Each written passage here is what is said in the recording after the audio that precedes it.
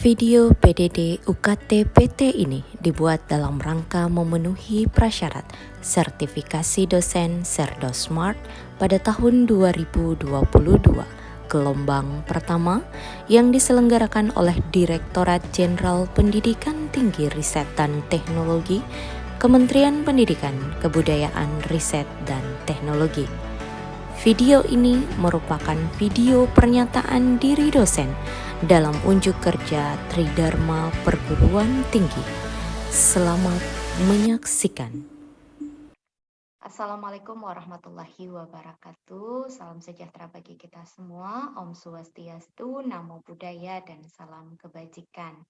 Perkenalkan, saya Nur Aliyah Ali, SPDI, MPDI. Saya merupakan dosen tetap pada program studi Ilmu Hukum Fakultas Hukum Universitas Palangkaraya. Pada kesempatan kali ini, perkenankan saya untuk memaparkan terkait dengan pernyataan diri dosen dalam unjuk kerja Tridharma Perguruan Tinggi bidang pengajaran. Oke, baik. Saya akan mendeskripsikan salah satu mata kuliah yang saya ampu dan relevan dengan bidang keilmuan saya, yakni mata kuliah agama Islam.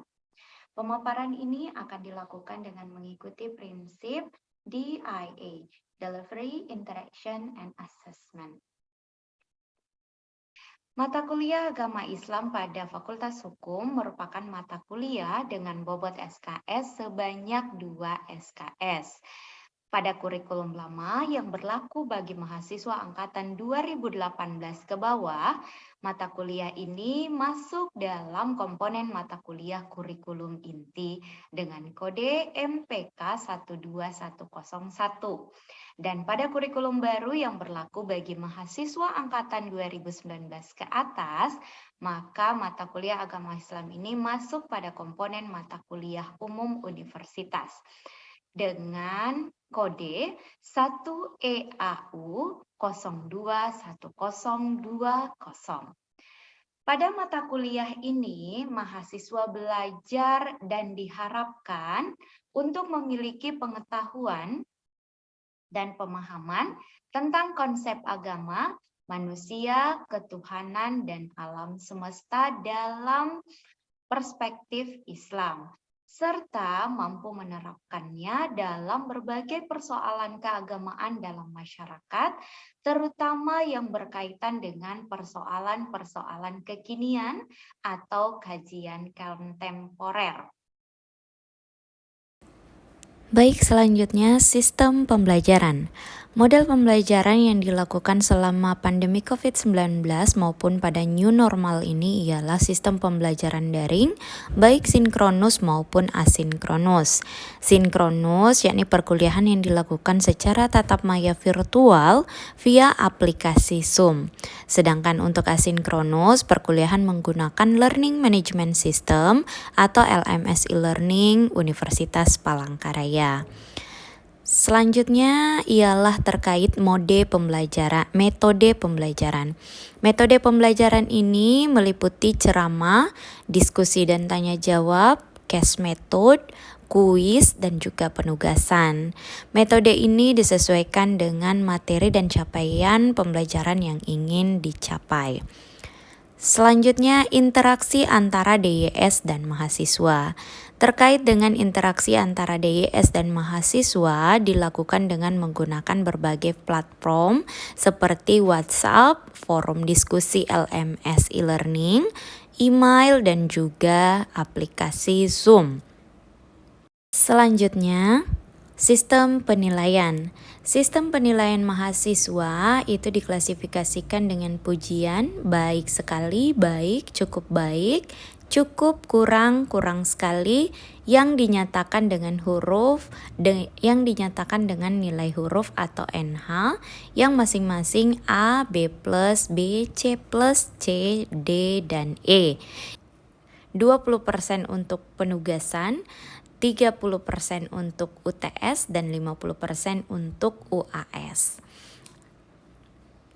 Nah, penilaian tugas itu diperoleh dari penyelesaian tugas individu dan kelompok dengan baik dan tepat waktu. Kemudian mengerjakan kuis pada LMS e-learning UPR. Sedangkan penilaian UTS itu diperoleh dari total kehadiran selama 8 kali, nilai tes tertulis baik itu lisan, tertulis, penugasan pada ujian semester, serta keaktifan. Begitu pula untuk penilaian UAS diperoleh dari total kehadiran dan nilai tes tertulis, lisan, ataupun penugasan ujian akhir semester. Rekaman video pembelajaran. Oke, baik, kita mulai saja. Assalamualaikum warahmatullahi wabarakatuh. Waalaikumsalam Waalaikumsalam warahmatullahi wabarakatuh. Ya, alhamdulillah wa syukurillah. Sekarang kita bertemu untuk pertemuan yang kedua ya. Setelah minggu lalu kita kontrak kuliah dan juga pengenalan pengantar mata kuliah mengapa pendidikan agama Islam itu dan bagaimana pendidikan agama Islam itu diajarkan di universitas. Baik, sekarang kita sebelum mulai kita absensi dulu seperti arahan minggu lalu. Semuanya sudah join di LMS kan? Sudah, Bu. Sudah, oke, alhamdulillah. Baik, sekarang kita silakan kalian buka. Ibu berikan waktu 15 menit untuk mengisi attendance. Jadi, Ibu share screen dulu biar kalian bisa lihat. Oke, bentar. Jadi silahkan untuk attendance-nya bisa diakses dari sekarang sampai dengan 15 menit kemudian. Ya, di attendance-nya itu diisi di pertemuan kedua, di absensi pertemuan kedua. Sudah paham ya cara untuk absensi ya? Ya, Bu. Oke, ya baik. Silahkan sambil Ibu menjelaskan terkait dengan mata kuliah kita hari ini. Silahkan diisi absensinya. Nanti akan kita lihat ya absensinya sudah berapa. Bagi yang terkendala bisa menghubungi komtinya untuk dibantu mengisikan absensinya sebelum 10.45 ya. Tapi dicoba dulu seperti biasa. Oke. Baik, sekarang kita menunggu aja nanti di 10.45 absensi attendance Ibu tutup di LMS. Kalau Ibu kelupaan, Komti bisa bantu Ibu tutup ya, karena sudah bisa mengakses. Oke, Komti? Baik, Bu. Oke. Baik, untuk mata kuliah kita hari ini, Ibu akan share screen terkait dengan PPT. Baik. Oke, sesuai dengan mata kuliah kita, yakni agama Islam.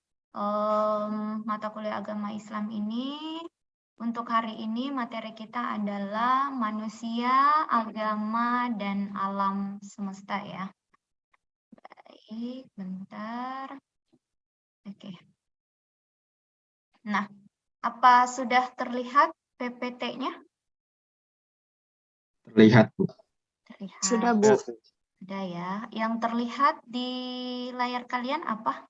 Slide apa bacanya? Slide CPMK, Bu.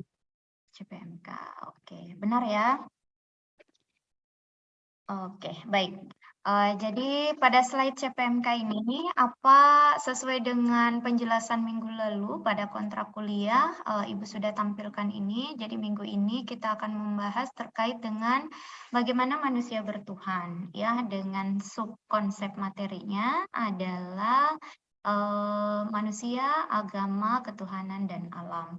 Jadi setelah mata kuliah ini, kalian sebagai mahasiswa itu diharapkan untuk dapat memahami konsep agama, ketuhanan, manusia, dan alam dalam perspektif Islam.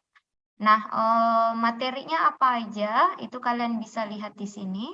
Jadi ada materinya yang pertama adalah konsep manusia, agama, dan ketuhanan. Jadi kalian harus mengetahui bagaimana konsep penciptaan manusia, bagaimana fitrah manusia, bagaimana manusia membutuhkan agama, dan bagaimana usaha manusia untuk bertuhan, ya. Jadi proses pencarian manusia terhadap Tuhan.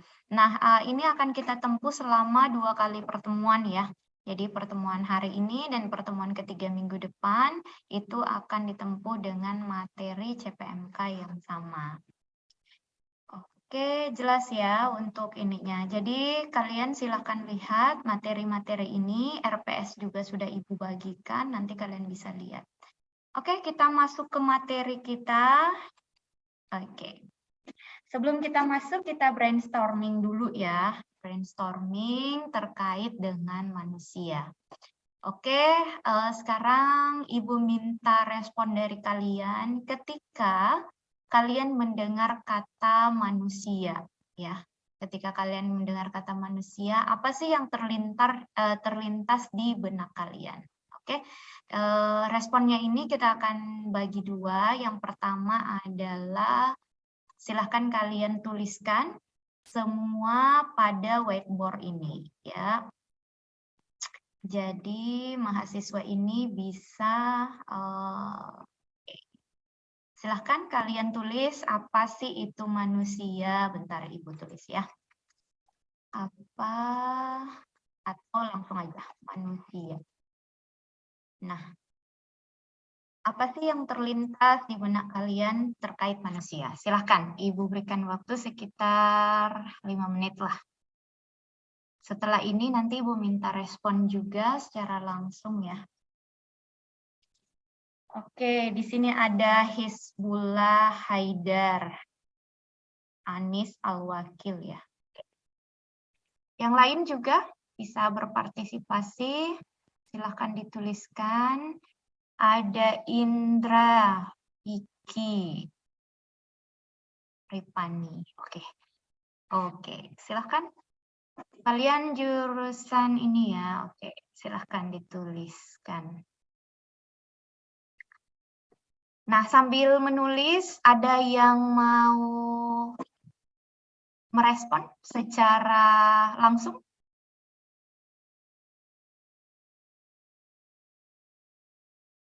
Ada yang resen. Oke, yang resen Evita Handayani ya. Oke, silahkan Dek. Sambil yang lainnya boleh nulis juga. Silahkan dipenuhi apapun yang terlintas di benak kalian tentang manusia. Silahkan. Oke, saya izin menjawab ya Ibu. Kalau respon pertama saya mendengar apa itu manusia, manusia ada makhluk ciptaan Allah yang paling sempurna dan manusia tidak bisa hidup tanpa manusia lain, artinya harus bersosialisasi. Mungkin itu Ibu. Ya, luar biasa ya, bagus responnya. Terima kasih Evita Handayani. Jadi Evita mengatakan makhluk Tuhan yang diciptakan oleh Allah, kemudian dia adalah harus bersosialisasi ya dan membutuhkan manusia yang lain. Oke, di sini juga ada Dita. Oke, Dita. Oke, ada lagi yang mau merespon? Oke, Hizbullah. Silahkan Hizbullah.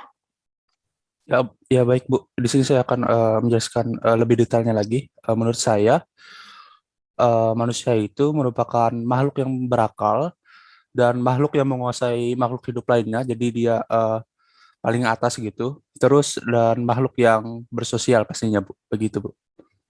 Oke, berarti dia menempati posisi yang mulia ya. Seperti itu ya. Teratas ya. Iya Bu, untuk makhluk hidup. Oke, untuk makhluk hidup. Oke, terima kasih Hizbullah untuk responnya dan juga menyoroti dari segi sosialnya. Oke, ada lagi yang mau respon? Di sini sudah ada Ibu bacakan ya. Jadi Hizbullah, sama tadi. Berarti manusia merupakan menguasai makhluk hidup yang di atas manusia, makhluk hidup yang lainnya. Kemudian ada Indra Vicky Ripani.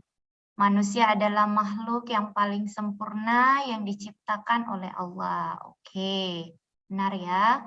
Kemudian Dita, manusia merupakan makhluk yang berakal. Nah, ini juga benar, karena yang membedakan manusia dengan makhluk lainnya adalah akalnya. Oke, saya rasa itu respon yang luar biasa ya terkait manusia. Sekarang pertanyaan Ibu bisa direspon lagi. Bentar ya. Sejak kapan manusia dikatakan manusia? Oke, bisa direspon? Mau secara langsung juga boleh. Silakan siapa aja. Sejak kapan manusia dikatakan manusia? Atau sejak kapan kita dikatakan manusia gitu? Bisa ditulis di papan, whiteboard, bisa juga langsung. Ada yang mau komen? Apa aja?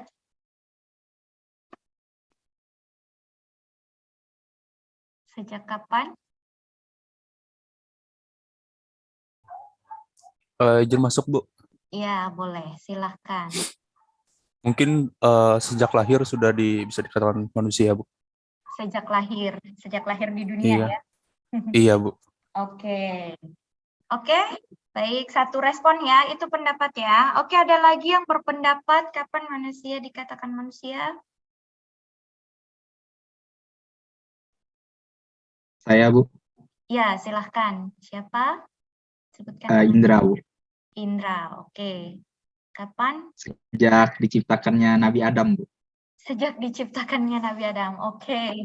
Baik, dua pendapat ya dengan range waktu yang berbeda. Oke, ada lagi Ibu N untuk close whiteboard-nya dan terima kasih yang sudah berpartisipasi. Baik, jadi Ibu kembalikan ke share screen ya.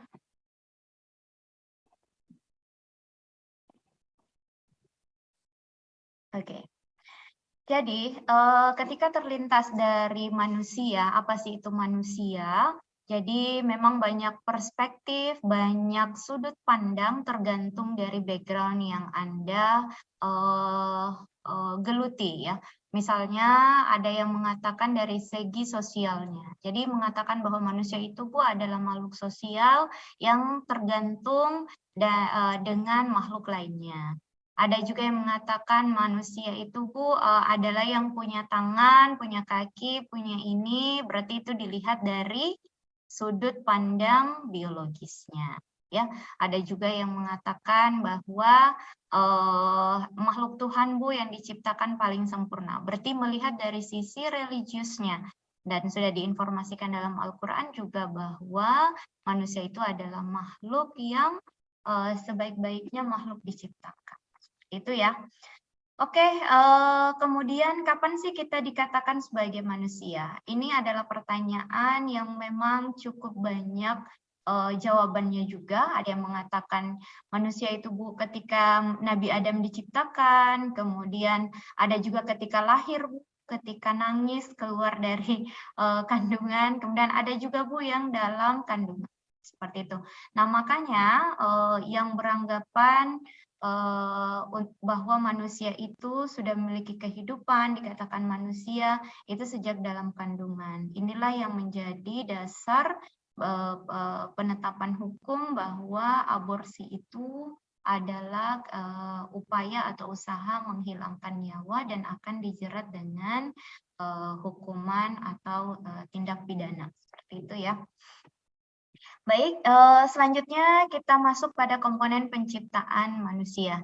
Jadi dari sini kita bisa lihat bahwa manusia itu terdiri dari dua unsur. Yang pertama adalah unsur materi dan yang kedua adalah unsur non-materi.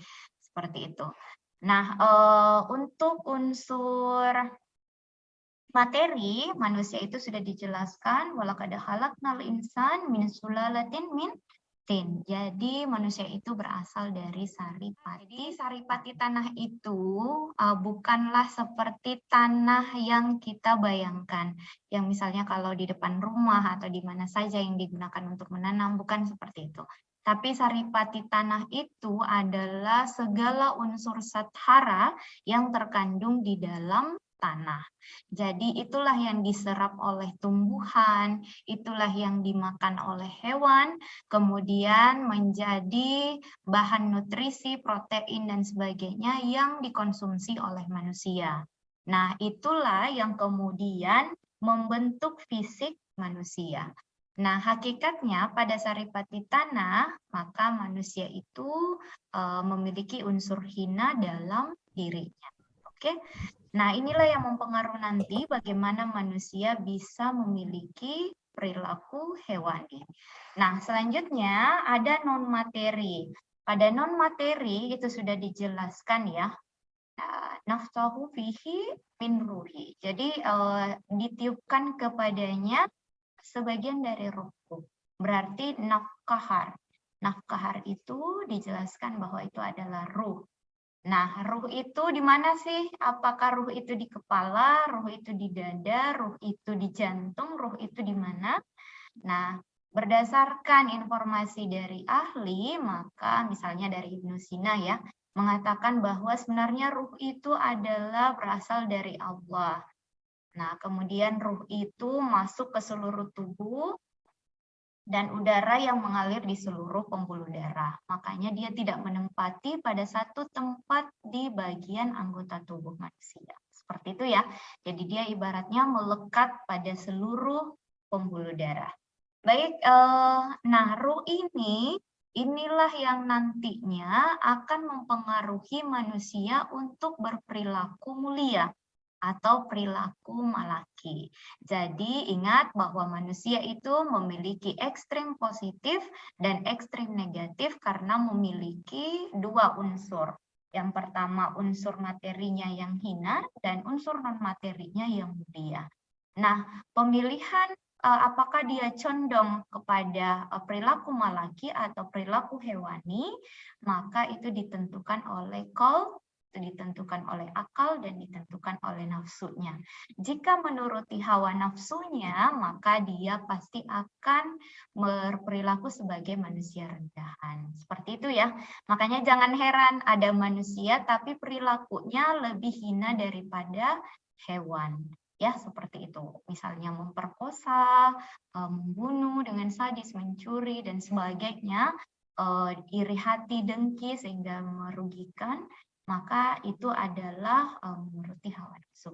Baik, nanti akan kita bahas lebih lanjut. Sekarang Ibu perlihatkan dulu bagaimana proses penciptaan manusia secara sains dan juga secara informasi dari Al-Quran. Apakah itu berbeda atau tidak? Ya. Baik, silakan kalian lihat video ini dulu.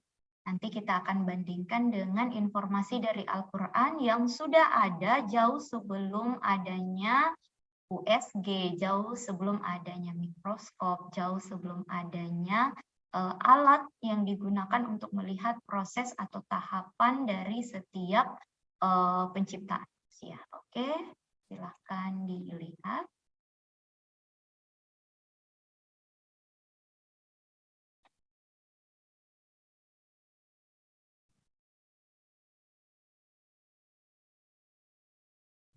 Terlihat ya? Terlihat, Bu. Iya, Bu, terlihat, Bu. Oke, silahkan dilihat. Nanti ini akan menjadi tugas kalian juga, nanti di LMS. Silahkan dilihat, kalian bedah prosesnya dan cocokkan dengan informasi dari Al-Quran. Jadi yang berenang ini adalah sperma ya.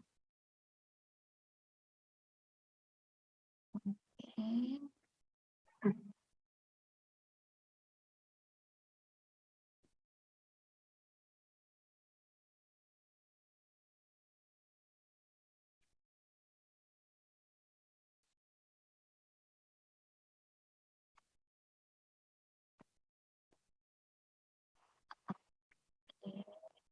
Kita percepat aja sampai pembentukannya.